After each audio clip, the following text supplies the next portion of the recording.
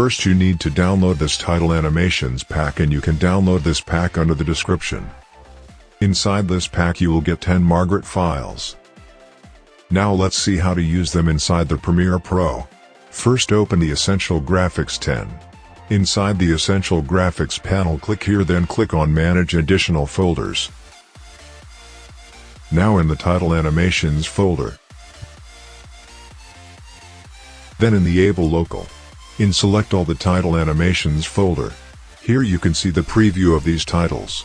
First make a new sequence. Let's call it Title Animations. Then add your footage to the timeline.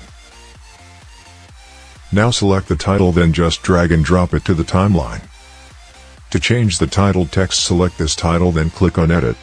In here you can customize everything, and it's very easy to use and customize.